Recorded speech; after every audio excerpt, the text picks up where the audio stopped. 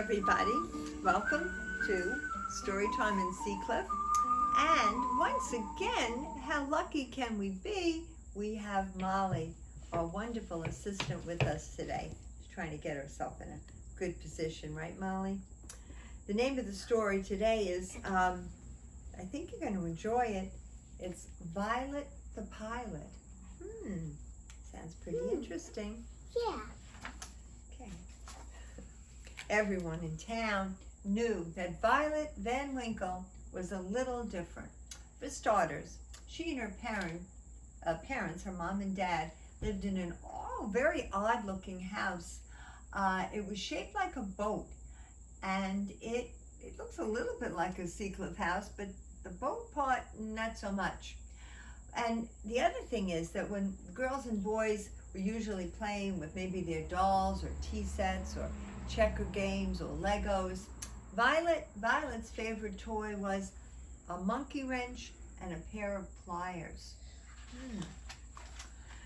Well, it turned out that Violet was a genius, a mechanical genius. By the time she was 2, she could fix almost anything broken in the house.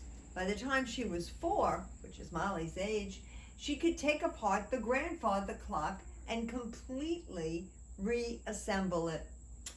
Well, she didn't have many friends aside from her dog Orwell, because she was very, very busy, spending hours and hours tinkering. Her parents were very proud of her, although they weren't too happy the time she put a lawnmower engine on her little cousin's tricycle. Oh no, look at how fast it's going. And the older she got, the more interesting Violet's creations became. By the time she was 8, she was building elaborate machines from scratch. And not just any old machines, no. What was it? She was making flying machines. Her parents couldn't believe their eyes when Violet zoomed by the first time.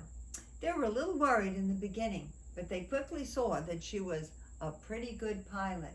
"Careful not to hit the house," Violet's father would say, and her mom would say, "Make sure you put on a sweater, it's cold out there." Violet used anything she could find to make her wonderful, wonderful creations. There she goes. Oh no, she's flying high. Sometimes she had to make sure she didn't fly into they looked like tall trees and piles of junk. She had to avoid those. She didn't want to crash. And sometimes she had to worry about bugs getting in her teeth when she was flying up so high. Keep your mouth closed, Violet, right? Well, the kids at school thought, that she was a little different. And sometimes she'd eat lunch alone because she was very busy reading all her books, trying to learn about new creations. 2 children were particularly mean, Claude and Clyde Mulrooney. I think this is Claude and that's Clyde. No. One day, Violet noticed a poster in the drugstore window. It said Air Show, October 20th. 2 weeks away, Violet thought. Oh, I wonder if kids are allowed to be in an air show. Homemade aircraft allowed. Whoa, that's what she had. She had homemade aircraft, right? And she was a kid, so let's hopefully they're going to allow her, right? Well, that night, Violet sat in her room thinking about the air show. She knew it would be a good thing to do if one of her planes would win a prize. Maybe those Mulrooney kids would be a little less mean to her if they found out she was the winner of a huge prize. Well, I hope. We can hope, right? She and Orwell, the dog, spent the next few days going through the junkyard, getting all the right materials. They put it all together. She painted it. There they are. The Mulrooney twins came by. Look, that's the girl from school. What are you doing? "I'm building an airplane," she said.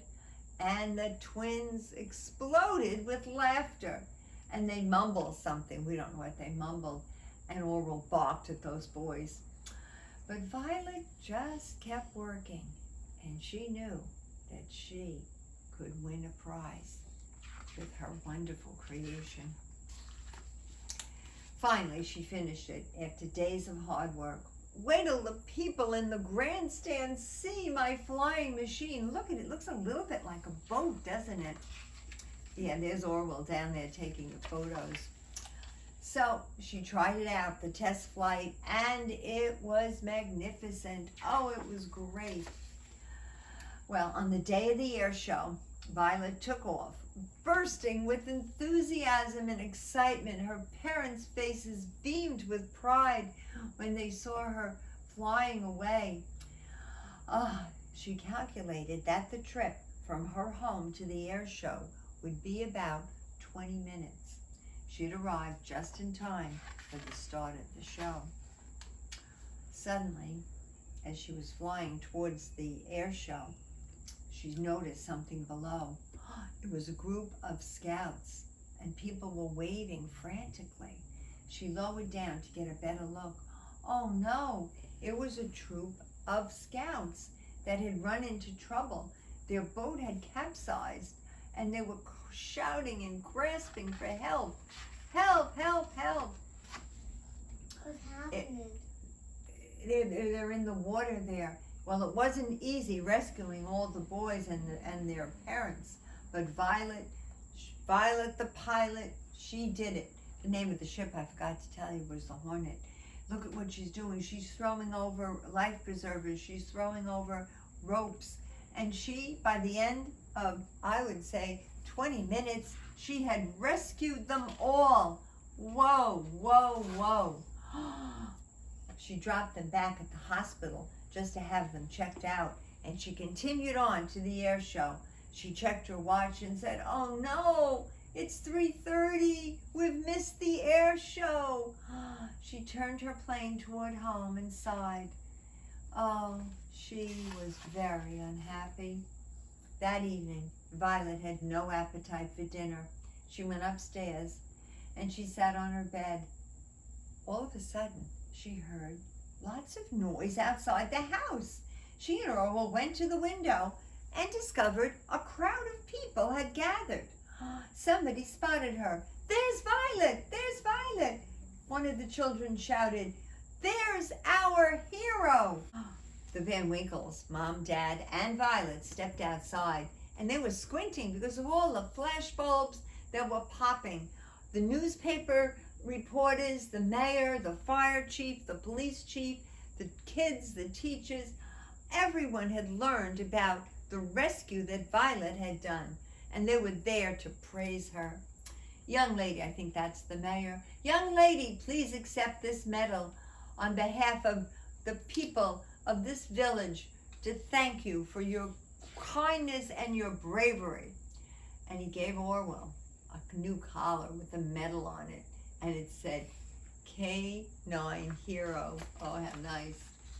Well, from that day on, Violet's parents let her fly wherever and whenever she wanted. But her mom, she always said, don't forget your sweater. And those Mulrooney twins, they thought a lot differently about Violet. And that's the end of the story of Violet the Pilot. And we're going to sing to our dear friend Julie. But I have to get out the chocolate and vanilla votes, right? But our friend Julie's birthday. Alrighty, let's see. Well, today for vanilla, we have Henry, Graham, Audrey, Lila, Joseph, Alice, Molly, Marlo, Hudson, Nicholas, and Emily. For the chocolate, we have Harris, Riley, Bevy, B, Ben, India, and Sophia. Right, let me count. 7 chocolate and 9 vanilla. So it looks like it's more of a vanilla cake. Hope you like vanilla. Julie. Let's see, Julie. The cake is a little bit more vanilla. I think she does like vanilla. All right, are we ready, Oberon, to sing? Good. Happy birthday to you. Happy birthday to you. Happy birthday, dear Julie. Happy birthday to you. Very good. All right, thank you, Cameraman Dan. Thank you, Oberon. And remember, oh, and of course, thank you to our wonderful assistant, Molly. But now, remember, we love you all very, very much.